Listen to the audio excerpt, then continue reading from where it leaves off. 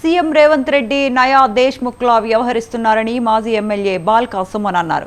కాంగ్రెస్లో అధికారంలోకి వచ్చాక రాష్ట్రంలో విద్యా వ్యవస్థను విధ్వంసం చేసిందన్నారు.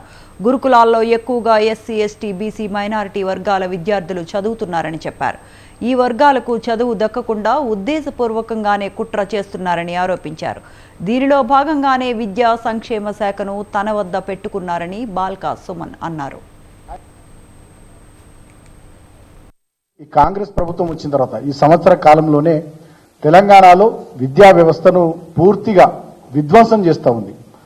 ఇది ఏదో అనుకోకుండా జరుగుతున్న సంఘటన కాదు, కావాలని ఉద్దేశపూర్వకంగా చేస్తున్నటువంటి కుట్ర.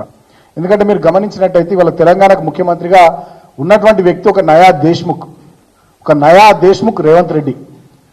ఆయన ఏం ఆలోచన చేస్తూ ఉన్నాడు?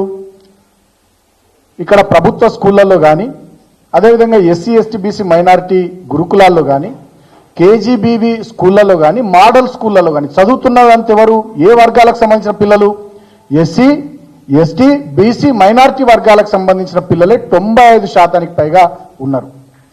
కాబట్టి నయా దేశ్ముఖ్ అయినటువంటి రేవంత్ రెడ్డి తన రక్తంలో అణువణువున ఆధిపత్య భావజాలాన్ని నింపుకున్నటువంటి రేవంత్ రెడ్డి ఈ వర్గాలకు చదువు దక్కకుండా, ఈ వర్గాలకు అభ్యున్నతి దొరకకుండా, ఈ వర్గాలు గొప్పగా ముందుకు సాగకుండా ఉద్దేశపూర్వకమైనటువంటి కుట్ర ఇవాళ తెలంగాణలో చేస్తున్నాడు. దాంట్లో భాగంగానే విద్యాశాఖను తన దగ్గర పెట్టుకున్నాడు, సంక్షేమ శాఖను తన దగ్గర పెట్టుకొని వరుసగా ఈ 11 నెలల కాలంలో తెలంగాణ రాష్ట్రంలోని స్కూళ్లను, అదేవిధంగా హాస్టళ్లను మొత్తం విధ్వంసం చేస్తూ ఉన్నాడు.